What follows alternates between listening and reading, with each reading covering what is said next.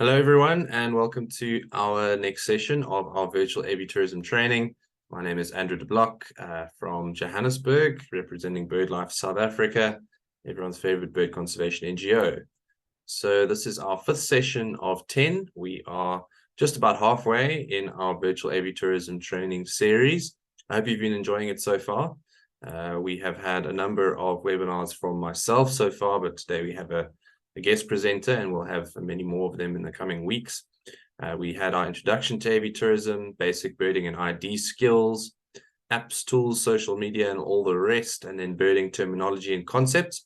So I hope we all feel we are all ready on the theoretical front to get into this. Our next 5 webinars are going to be very much tailored to bird identification of the birds that you will encounter in the garden route and Klein Karoo. So lots of pictures, lots of interesting stories about how to identify birds and what you might encounter. So I hope you really enjoy the next few webinars. I'm looking forward to them. So just to remind you all, this is focused on the garden route in Klein Karoo, and it's designed to help upskill existing tourist guides in this area to be aware of the Avitourism market and maybe also contribute in terms of becoming a specialist guide or adding this as one of the many things that you might offer in your area. So that being said, anyone is welcome. I know we have a few people from municipalities, from Cape Nature and Sandparks and the honorary rangers. So it's great to have our conservation stakeholders included. We have just general birders as well who are interested in this area and just upping their skill levels. And you are all very, very welcome. Okay. This is being led by BirdLife South Africa in partnership with Intoto Retreat in Sedgefield. And then we have our 2 funders, the Western Cape Department of Economic Development and Tourism and the Karoo Cluster Biosphere Reserve. So thank you to the funders.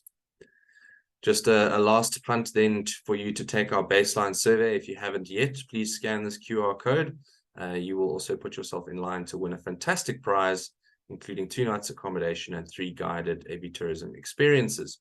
So do make sure that you don't miss out on that. Your voice is really important to us, your perspectives on what matters in terms of Avitourism in the garden route and Klein Karoo. All right, so yeah, please do put your name in the hat for this fantastic prize put forward by Intoto Garden Route Trail, Birdwatcher, and Wilderness River Safaris. That's enough from me. We're all sick and tired of my voice, myself included.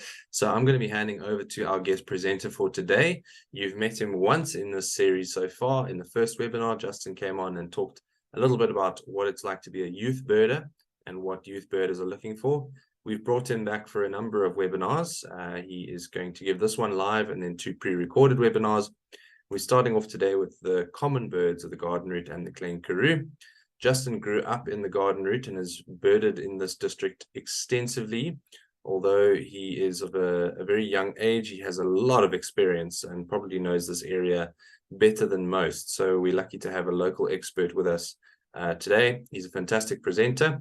And yeah, I'm not going to say too much more other than he's also been an award winner with BirdLife South Africa for our Owlet Award for his contributions to birds and birding in South Africa. So we're very lucky to have Justin. Justin, I'm going to invite you to turn your camera on and unmute yourself. And yeah, the floor is yours. Thank you for joining us, putting in the effort, and we look forward to learning about some of the common birds of the garden route and the Klein Karoo.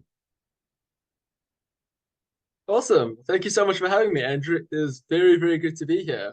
I'm excited to be sharing with everyone the common birds of the garden route and Klein Karoo. So I'm just going to pull up my screen share here quickly, and then we can get started. Awesome. So as Andrew introduced, this is the common birds of the garden route and Klein Karoo. I'm just going to turn off my camera quickly here so you can see a bit better. There we go. Okay. So to get started, the aim of this webinar is just to showcase and teach the identification features of some of the more common birds of the garden route and Klein Karoo. So these are birds that you are either likely to find in towns, gardens, and cities that you're easily going to come across, or birds that you're likely to find just by birding in any general site. So this is the first of a series of identification webinars. And then the next few webinars are going to go deeper into some of the more specific habitats. Okay, so just to recap quickly, this is the area we are looking at. It stretches from about Heidelberg in the west, all the way down to east of Plettenberg Bay in the Storms River area, and then north up to the Swartberg. So the Swartberg is our northern boundary. Okay, so let's get started. I think this is a bird that everybody knows. I don't think I have to introduce it, but the biggest identification features in the hardy-doe ibis is that long bill and then that overall grayish plumage. So like I said, this is a bird that I'm sure you all know, but just in case, those are the two identification features you'll be looking for. It's a common bird wherever you go. You likely find it in your gardens. You could find it in any farmland. Pretty much anywhere you go, you'll likely find this bird. Another common bird, in cities especially, is the pied crow. So what you're looking for on this bird is it's also quite a big bird, can be confused with a raptor, but it's got that dark overall color, and then it's got that white chest and part of its back. Next, we have the Egyptian goose. It's another bird that I'm sure you're quite well aware with. What you're going to be looking for in this bird is its dark eye patch, which you can see over there. It's got a very yellow eye as well. And then you can look at its rich coloration all over pretty much. It's got that beautiful brownish rufous on the back, a nice light brown on the chest, and then it's got this dark spot on the chest as well. So this is also a bird you're likely to find wherever there's water especially, but they've also started encroaching into the farmland as well. So pretty much anywhere you go, you have a good chance of seeing this bird. Next, we have the western cattle egret. It's also a bird that's quite commonly seen, especially flying in the early mornings and in the evenings, as it travels from its roosting spot to where it'll feed for the day. So what you're looking for in this bird is its yellow to orange bill and in the legs as well. It's quite small compared to other egrets, but it does have that general overall white plumage of an egret. An interesting fact is that the word egret actually means white. So in breeding season, it'll have these orange plumes all over the body. You can see it's on the cap, it's on the chest, and it's on the back as well. So that's also a very good identification feature to look out for, especially when it's breeding. Next, keeping in the line of herons and egrets, we've got the black-headed heron. So this is also a bird you're very commonly going to see in farmland especially, but often on the roadside as you're driving from place to place. So under the wings, it's got the distinctive black and white. You can see on the primaries and secondaries, it's got the dark black. And then on the leading edge to the wings, it's got the white. Another thing you're going to look at for the black-headed heron is it's got the black cap, where it gets its name from, which extends all the way down onto the nape. It has also got dark and black legs. So this is a water bird. You're likely to find it at any body of water, whether it be along the coast, any farm dam, even sometimes in cities and towns itself. So what you're looking for is it's got that pretty bright yellow bill and the very yellow eye, or sorry, the very red eye as well. And it often has the crest, but that isn't a great identification feature as it often lies flat. So overall, the bird is pretty dark. It's often got gray flecks on the chest, especially in the non-breeding season, but it usually has that gray silvery sheen on the back. As I said, it is a water bird, so it uses these webbed feet to swim, and when it's perched, they can easily be seen. Another coastal species that you won't likely find in the Klein Karoo, but you're almost certainly going to find it on any beach or anywhere along the coast. So what you're looking for in the kelp gull is this very dark black back and wings, which can be seen when it's perched or when it's flying. Overall, it's very white bird, but it's got that bright yellow bill and the red tip to the lower mandible. Another species that you're almost certainly well acquainted with is the helmeted guinea fowl. So the helmeted guinea fowl is quite diagnostic with being completely black with lots of white spots, but it also has that bright blue face with the wattles and the helmet. So two terrestrial species, one of which you might know quite well, is the spotted thickney. So the spotted thickney, it's got that bright big yellow eye. It's a common species in towns and gardens. It's a nocturnal bird. So although you do often see it perched in the day, it'll only be moving around a lot at night. So overall, it's got that brownish tone with the black dots. It's got the long yellow legs. And then similarly shaped, but not quite the same species or family, is the crowned lapwing. So the crowned lapwing has that distinctive crown, as the name suggests, and the bright pink bill and the bright pink legs as well. Another species that's mostly going to be found around water is the yellow-billed duck. So the yellow-billed duck, as the name suggests, has that bright yellow bill, which is pretty distinctive out of all of the ducks in South Africa, especially in the Garden Route. It also has that completely dark head. And then in flight, but also sometimes when it's swimming and perched, it's got that blue-green iridescent patch on the wings, which has the white borders.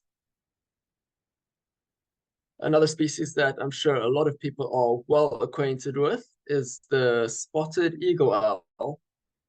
The spotted eagle owl is something a lot of people have in their gardens in towns, but it can also be seen anywhere you go, whether it be farmland, forest, pretty much everywhere you go, spotted eagle owls will occur. So pretty distinctive for the eagle owl genus is it has those ear tufts. And then it's also got the bright yellow eyes, which can be easily seen, especially in the daytime. And then a diagnostic feature of the spotted eagle owl is it has that brown and white barred chest. And then a common raptor, which pretty much is likely to be seen anywhere you go as well, is the jackal buzzard. So the jackal buzzard is quite distinctive with its big black and white wings. And then the white patches on the secondaries and primaries are very easily seen as well. And there aren't a lot of raptors in the region which have this white on the wings. And it also has that black tip to each of the primaries and secondaries. Another diagnostic feature of the jackal buzzard is it has that bright rufous chest and tail. The chest can sometimes be quite variable, in which it is sometimes white or dark, but the tail is always rufous. And then another raptor, which is very well acquainted with the cities and towns, especially if you stay in Sedgefield, I'm sure you would have seen the species before. So the African harrier hawk has these black and gray massive wings. You can see the leading edge to the wing is gray and sometimes barred, and the primaries and secondaries, especially the top half of them, are black. Another thing that's easily noticeable on the African harrier hawk is that white facial skin, which can sometimes turn an orange or reddish when the bird is agitated. It has also got that long tail, which has that white bar through it. And two species that are very easily mistaken or confused is the southern fiscal and the fiscal flycatcher. Most commonly seen is the southern fiscal, which is the larger of the two black and white species.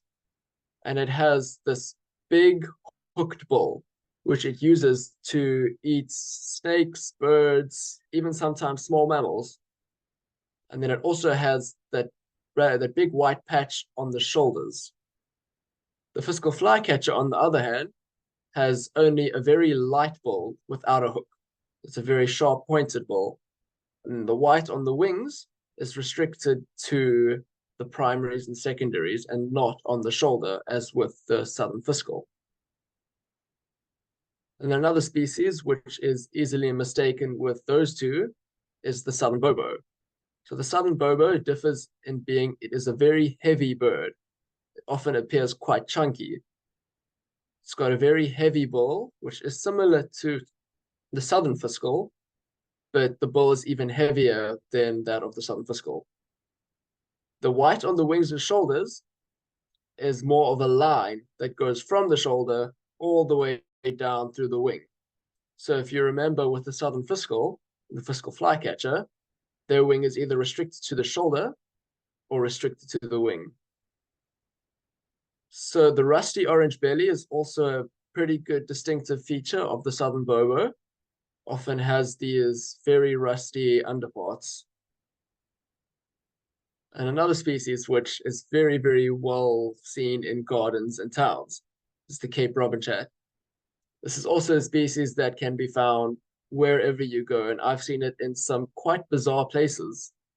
So the Cape robin-chat has that distinctive white eyebrow, which can be seen up close or afar. It is quite distinctive. It also has that bright orange chest, which can be quite nice to see. Overall, the bird is grayish in total, with a light chest and darker back.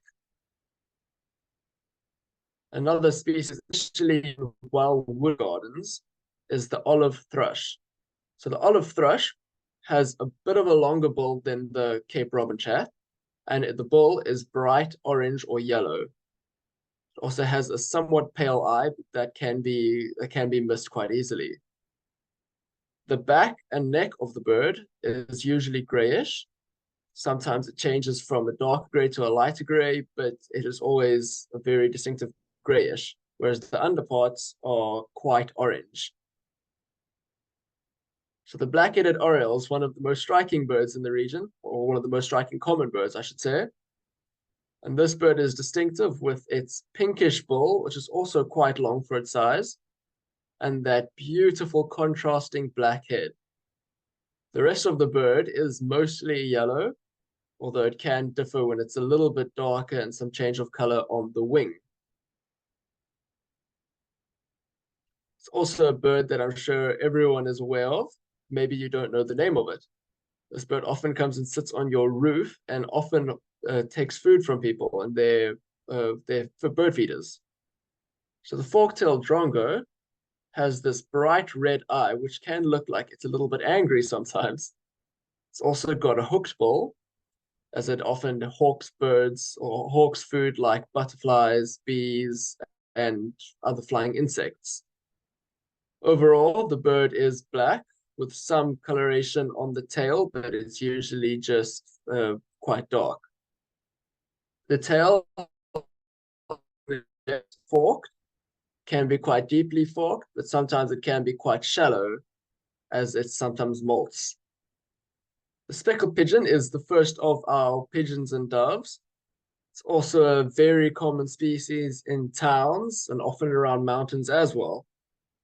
The speckled pigeon is quite a big, chunky bird, and it has this bright red facial skin around the eye. And the eye is usually quite pale. It's got this striking red streaking on the neck, which is quite pretty. And then it has white spots on a red and gray back and wing as well. So as I said, this is a common species, and it's the first of the doves and pigeons we're going to be looking at. Next, we have the smallest of our regular doves, which is the laughing dove.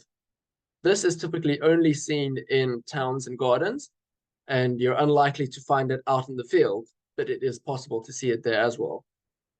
So the laughing dove has these black speckles around the neck, and overall it has quite a pinkish tinge to the whole plumage, although it can be quite bluish gray on the wings and back as well.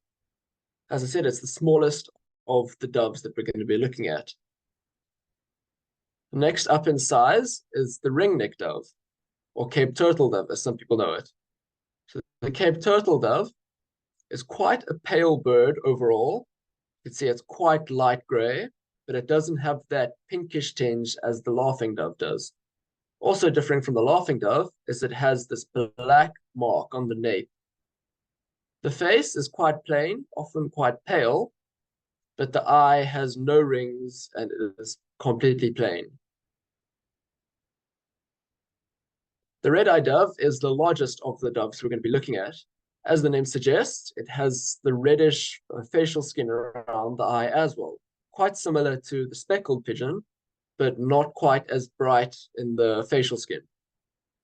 As with the Cape turtle dove or ringneck dove, it has that black mark on the neck, and especially on the neck, it has a pinkish tinge to the feathers. Overall, the bird is a lot darker gray than the Cape turtle dove or ringneck dove, but it also doesn't have that light baby pink tinge as the laughing dove. As I said, it's also the largest of the doves. And another common bird is the Cape bulbul. This is also a South African endemic, so it is quite a special bird, although it is quite common. So the Cape bulbul is overall very brown and quite plain, but it has that darker face with that very distinctive white eye ring. Another distinctive feature is that yellow vent, which can't be seen too well in this photo as it's in the shadow, but you should still be able to make it out there. The Sombrered greenbill is quite similarly related to the Cape bulbul, but it is a lot more secretive, and often you'll only hear this bird and you won't actually see it. But when you do see it, it has an overall very dull green appearance. It's a lot darker on the back and lighter on the chest, but overall it's quite a dull green. It's also got this very pale eye, which can be quite easily seen. So next up, we have the pin-tailed whiter. This bird is often a bit of a bully around bird feeders, often chasing other birds away so that the pin-tailed whiter itself can get all the food. So the distinctive features of the pin-tailed whiter is the red bill, which is very easily seen in both males and females in breeding plumage. So this here is a male pin-tailed whiter, and it is overall very black and white with a very long black tail. The female is very plain and brown, but as I said, it also has that distinctive red bill. Next up, we have the speckled mousebird, also a long-tailed species. It's also a very common bird around bird feeders. So the distinctive features of the speckled mousebird is this big crest that it has, and then it has the two-tone bill. So the upper mandible is quite dark, whereas the lower mandible is light. Overall, the bird is quite brownish, although it is has a bit of a yellow tinge to the belly as well. And then it's got that long tail. The African hoopoe is also a bird you'll often see in your gardens, but it is also a bird that you can see pretty much everywhere in the garden route, whether it be in the Klein Karoo or in the coastal areas. So the African hoopoe has this big crest, which often flattens out, and it is quite pretty to see. Then it has that long, thin bill, quite similar to a sunbird, and then it has the orangey tinge to the back and the head. The back and the wings is quite pretty, especially in flight, where these black and white bars can be quite prominent, and it puts on quite a show. The common weavers of the garden route and plain Karoo are the southern masked weaver and the Cape weaver. So the Cape weaver is more common in the coastal regions of the garden route, whereas the southern masked weaver is more often seen up in the Klein Karoo and around Mossel Bay area. So both of them are overall quite yellowish, but the southern masked weaver is distinctive as it has this black face with that red eye. The Cape weaver, on the other hand, has quite a plain face and has a pale white eye instead. So the southern red bishop, I don't need to say too much about this bird as it is very, very distinctive, especially in breeding plumage. It's one of the only birds that is bright red all over. Has a quite short tail, and then it's also got some black markings, which is quite striking in contrasting with the red. The Cape wagtail, or as a lot of people know it as the quickie in Afrikaans, it's also a very common bird, especially around water, but it can also be seen in towns, gardens. I've even seen it in the forest before. So the Cape wagtail is quite dull in coloration. It has that grayish and white, but it has no bold markings. It also has that black bar on the chest. The distinctive feature of the Cape wagtail is this long tail, which often bobs up and down, as the name gives it, the wagtail. Onto our sunbirds. Unfortunately, I couldn't find a great photo of the amethyst sunbird, but this is well enough sufficient to identify it. So the sunbirds are all pretty distinctive with their long bill. I'm sure everyone is quite well acquainted with the whole genus of sunbirds. So the amethyst sunbird has the black overall, which is the only sunbird species in the garden route, which is black. And then the distinctive features of the amethyst sunbird is also it has that iridescent purpley blue sheen on the forehead and on the throat, which in the right light can be quite striking. Another common sunbird all year round is the greater double-collared sunbird. So the greater double-collared sunbird has that long, heavy bill. So the other common sunbird, which I haven't included in this one, as it is a lot less common, is the southern double-collared sunbird, which has a much lighter bill. All over it has, or not all over, sorry, on the back and on the head, it has the bluey green sheen, which, as with the amethyst sunbird, it is most easily seen in the sun. It also has this broad red band, which the other sunbird, the southern double-collared sunbird, does not have. It only has a very thin band. And the sparrows, or the morsies, as a lot of people know them, it's also a very common bird, especially around cities and towns. The Cape sparrow, on the right-hand side, is mostly acquainted with the drier areas. So in the coastal regions of the garden route, such as Setchild and Knysna, you are more likely to find the house sparrow rather than the Cape sparrow.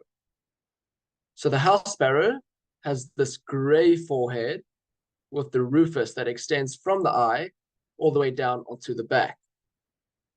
It also has quite the, like I said, the rufous coloration all over, but both Cape sparrow and the house sparrow have that rufous coloration. The Cape sparrow has got this distinctive C on the head. So a nice trick to know is that if it has the C on the head, it is Cape sparrow. It also has that black forecrown and the face. The other sparrow that we have in the garden route is the southern gray-headed sparrow. So the southern gray-headed sparrow is quite plain compared to the other two sparrows, and it has no facial markings. The head and face are both gray, which extends down onto the belly and chest as well. It has a very dull rufous coloration on the wings, but not nearly as striking as the Cape and house sparrow. We also have the familiar chat, which has this distinctive orange patch on the cheek. So the familiar chat, it's quite common up in the northern parts of the garden route, Klein Karoo, especially in the towns and cities. It has this orange vent and upper tail, which is quite easy to see when it's in flight as well. The Cape white-eye is also a very common species, which can be seen everywhere you go pretty much. I've seen it in the forests, I've seen it up in the mountains, I've even seen it on the beaches before. So this is a very small bird, usually moves around in little feeding flocks, and it has the white eye ring, as the name suggests. all over, the bird is quite greeny, as you can see the back and the head, whereas the stomach is quite gray. Another very small bird is the bar-throated apalus. So the bar-throated apalus it's got a long tail, and it is also very grayish and white overall. Some of the subspecies can have a bit of a green tinge to it, but overall the bird is quite gray. And as the name suggests, it has this black bar on the throat. And then onto a bit of an LBJ, or little brown job. So these birds can be notoriously difficult to identify, but the Nedeke is the most common of the little cisticulars. So the Nedeke has this rufous orange cap, which is pretty much restricted to the head. On the chest and belly, it has got a much more of a grayish tinge, whereas the back is a lot more brown. So the tail is often cocked in the air, and that can be quite distinctive with the way it moves around. And then onto another little brown job, but not quite a cisticular. This is the Karoo, which is also very common in towns and gardens.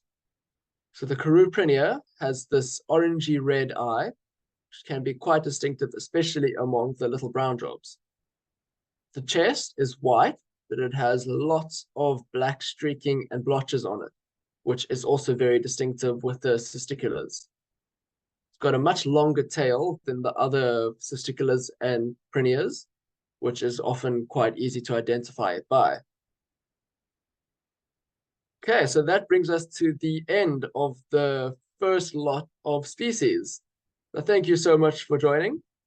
Those were just about 40 of the most common of the 400 species found in the garden route. So the diversity in this region is quite intense. As I said earlier, the future webinars will focus more specifically on the individual habitats such as forest, wetland, and the Karoo regions. If you have any questions or queries, you're more than welcome to ask, or you're more than welcome to email me as well.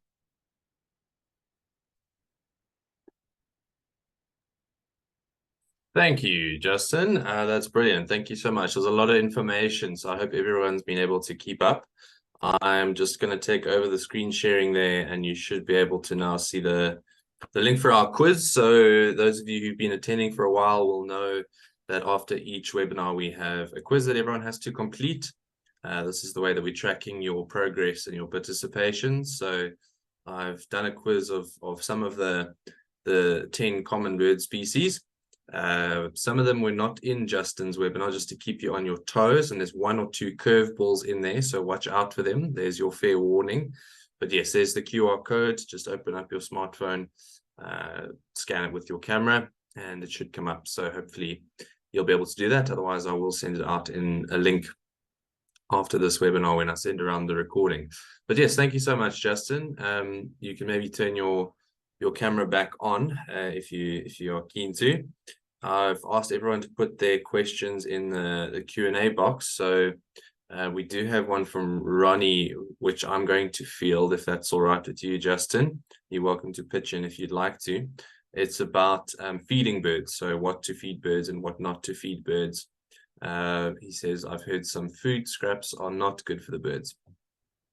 So Ronnie, generally the most, Justin says his camera is not turning on, unfortunately, so you'll be stuck with my face. Anything that is natural is usually fine. So if you're looking at grains, seeds, fruits, things like that, that's usually fine.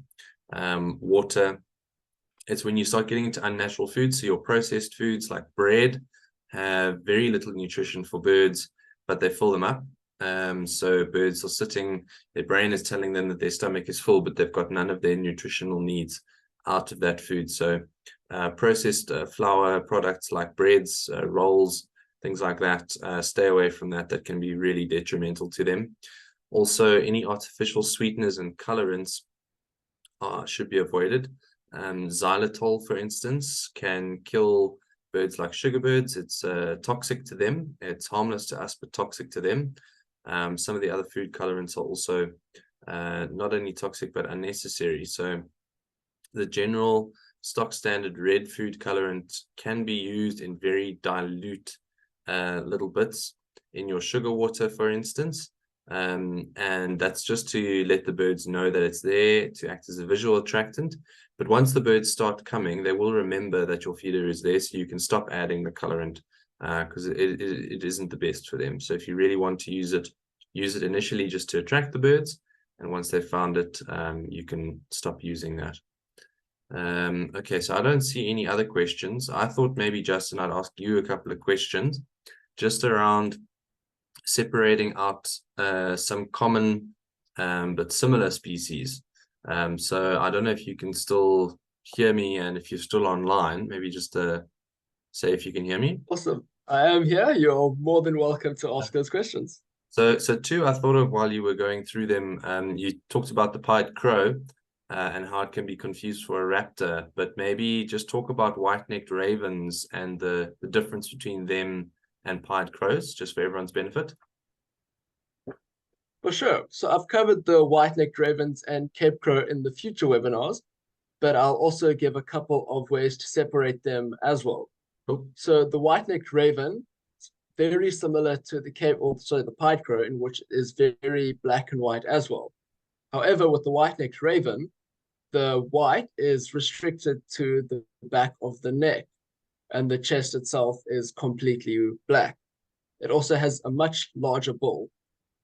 Then with the Cape Crow, it is completely black, so it has no white at all on the plumage. And the Cape Crow, also known as the black crow, right? So I think that was the old name, if I have that right. That's correct, yeah. So it's the only crow that we have in our region which has no white on it at all. Cool. And I guess I mean, you'll know better than me, but I guess the Cape Crow is usually found more in those sort of arid regions in the north of the district, and the pied crow probably all over, and white-necked raven mainly around mountains. Is that about right? That's quite correct, yeah. So the Cape Crow, it's mostly around the Karoo areas and in the farmlands. The white-necked ravens are, as you said, always around mountains or rocky outcrops, whereas the pied crow you're likely to see pretty much anywhere you go. Awesome. Okay. And then the other one I just thought would be useful for everyone is between the herons. So I know you're probably going to deal with the aquatic herons in your waterbirds one, but since you dealt with the black-headed heron, maybe if you could talk a little bit about the ID separation between those two in terms of the way they look, but also the habitat. For sure. Yeah. So the black-headed heron is the only heron that's not quite aquatic. It is often found around water, but it is also found in grasslands and farmlands as well. So the black-headed heron, as the name suggests, it has the black cap, which extends down onto the nape. The other common heron in the garden route is the gray heron. So the gray heron is restricted to watery areas, and it only has a little bit of black on the cap. So the back of the neck itself is completely gray.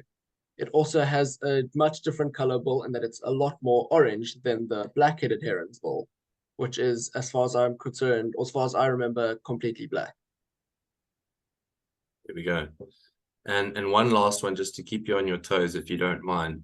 You talked about the jackal buzzard, and I wondered, a lot of people struggle with the buzzards between jackal buzzard, steppe buzzard, or common buzzard as it's now called, and forest buzzard, which is a bird that people come to the garden route to see because it's one of the best places to see them.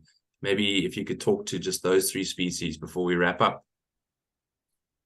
Yeah, so the jackal buzzard is the most common of the three buzzards, and it's also the one that is around in biggest numbers year round.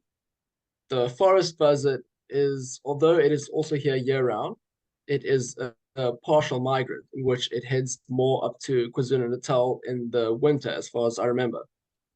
The steppe buzzard is only here in the summer months.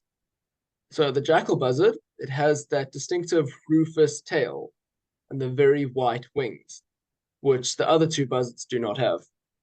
the steppe buzzard or common buzzard and the forest buzzard are a lot more difficult to differentiate, but generally they both have, or generally the forest buzzard has a lot more white on the chest, whereas the common buzzard is quite barred and very little white is seen on the chest and belly. So yeah, those can be really, really tricky ones. So I think people just need to be aware and be careful about IDing them. Habitat also does play a role, obviously, with, as the name indicates. But yeah, I don't see any other questions from the audience, Justin. So thanks for doing such a great job. We're looking forward to having you on the series again quite soon. Although I think all of your next talks are pre-recorded, so we won't have you live, unfortunately. So I'll have to do my best to field Justin's questions in future. But yes, thank you so much. Great presentation. I think everyone enjoyed it and learned a lot. And just to remind everyone, this will be going up on YouTube later today. So you can go and have a second look and double check the notes that you were taking, no doubt, during Justin's presentation.